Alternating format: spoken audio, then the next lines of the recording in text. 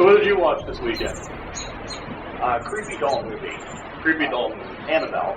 Oh yeah. It's about the doll from The Conjuring, right? Well, I actually haven't seen The Conjuring, but I believe that is correct. Yeah. So the premise is that there's a cult.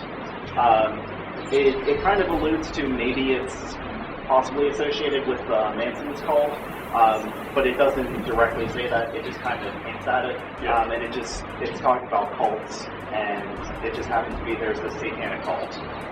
They do the home invasion thing, and the husband basically.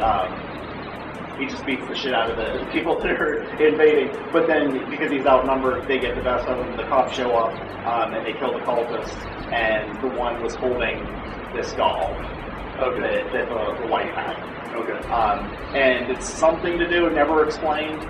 But somehow, because they're a satanic cult and she believes on this doll, now she is inside of this doll, or it's... and I don't know if it's even clear if it's her or if it's just some other entity. Yeah. But there is, because of these events, because of the murder and the satanic cult, this doll is now possessed. So her evil or her vengeful essence is what's stored in the doll now. Yeah, it's like a vengeful spirit or demon or whatever is inside the doll. Okay. Did you like it? I did. I didn't think it was a great movie. I was kind of expecting to not like it because I kind of heard mixed things about it. But I kind of like creepy doll movies. You're a big fan of the original Chucky, right? Yeah. Yeah. Which we can talk about. We can talk about all kinds of evil creepy dolls and stuff. Yeah. Child's Play being one of them. Obviously skip the Bride of Chucky and Seed of Chucky because those are ridiculous bullshit. And then they came out with Curse of Chucky, which gets back to like a darker roots. Yeah. That's a good movie. That's the best Child's Play movie in years. 1986 or whatever. Yeah, since the original 3. Yeah, right. I did see that one. And I thought it was pretty. It was much better than they had been doing. But Annabelle. I have seen The Conjuring, so we've seen like different pieces of the same puzzle or something like that. So I thought The Conjuring was pretty good, and Annabelle's only alluded to in that film because the Exorcist or the people who cleanse the ghosts, which is Patrick Wilson and Redfireryu, I guess is her name. They have like a museum of supernatural artifacts in their house, and Annabelle, I think, is one of them. So I think in The Conjuring, it's mainly the ghost story in the house, kind of the mock animated horror type of thing going on in the house that they go to. But there's like the added B-story tension of the fact that there are these supernatural things, artifacts in their house, and their kid is there for some reason. Like they just leave their kid there with these demon toys. And at some point, it's like don't touch that stuff, and then the doll's missing. So it's like the extra added B-story in the film. But I think the movie you watched is supposed to be before any of that happens. Yeah, because this would be the origin of the doll then. Right. Okay. And actually, I don't know if you are aware of this, but Annabelle is actually partially based on a real life doll that is supposed to be haunted. It's in some museum. I can't remember exactly what it's called. But there is a doll. I think it's a boy. The real life doll is a boy doll. I think it's in a sailor suit maybe, and it's basically in this glass case in this museum or whatever. And there's supposedly rules and stuff for it. You have to ask its permission to take a picture of it because there's all these weird things surrounding its history and things that have happened in the museum and stuff. Yeah. So it actually is partially based on a real life doll. Interesting. Yeah. Well, it makes sense with some of the rules that they were talking about in the movie. So, speaking of boy dolls, I also saw a movie about creepy dolls, and it's called The Void. And it's about this woman she's an American, goes to Britain, and she's looking for work. And she responds to an ad about babysitting. So she goes there. This isn't House of the Devil. So she goes to the house. This is like one of those big, like British castle houses, one of those kinds of things. So I guess I was like, oh yeah, because I like the house. So like that's cool. So the property's nice, the house is nice. She goes there, and she finds out that she's going to be babysitting a doll, a boy doll. And she's like, this is a joke, right? And the people are like, I call something it's not. Because they're acting like that's really their boy. And they have like a list of rules that she's supposed to follow for this doll. It's like you gotta play classical music to him. You're supposed to put food out for him, even though he doesn't need it. He just sits there in a chair. He just likes to look at it, smell it. Yeah. Takes it in. He doesn't want to take too many calories, so he wants to keep his waist kind of trim.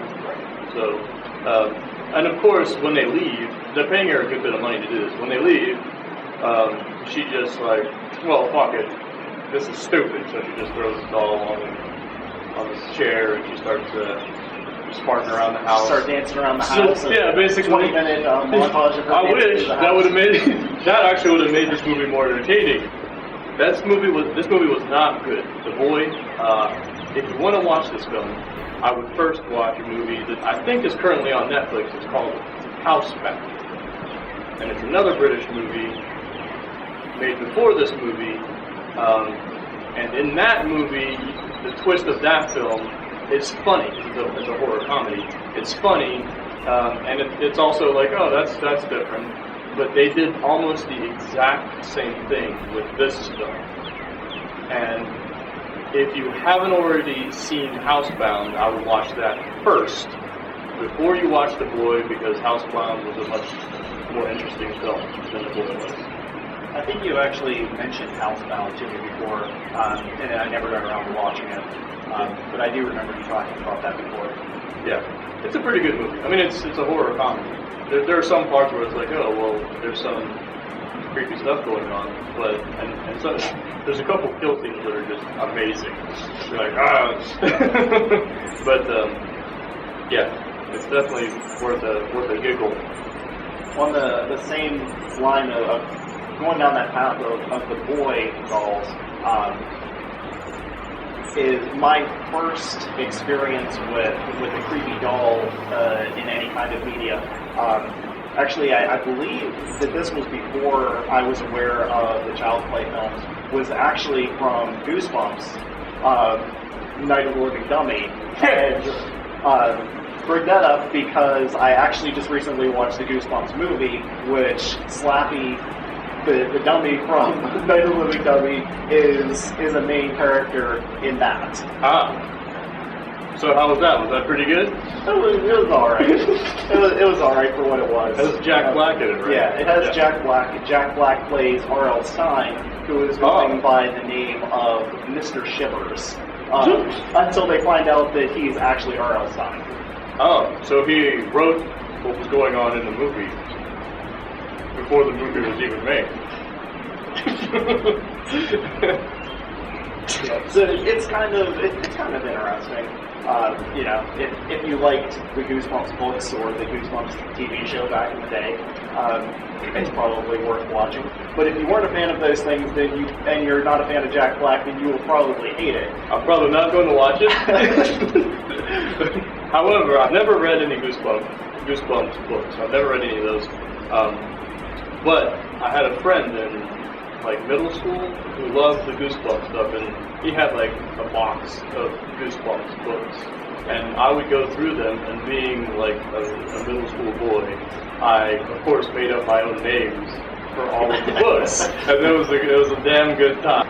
And they were all dumb jokes because I was right, but it was good times. Well, Goosebumps books were dumb horror. So yeah. I don't know if you can even what passes for horror for elementary to middle school kids. Yeah. I guess.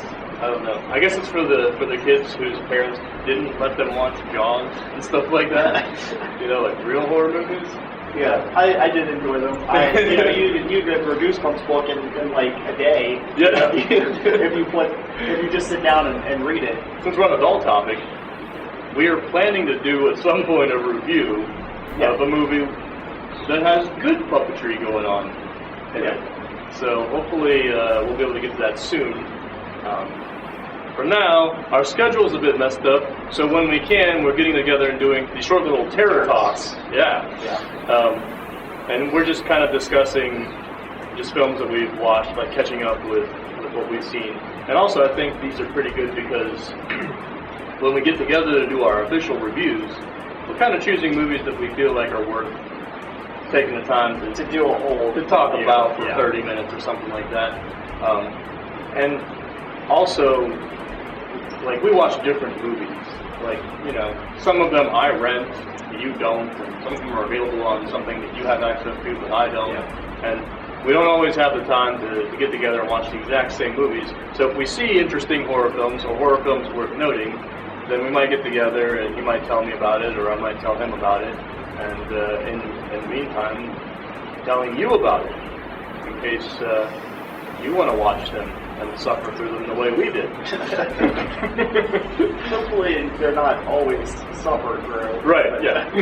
Right. So, unfortunately, we couldn't find any dog poop today. We looked around. Didn't see anything. We didn't see any. But next time we'll find out.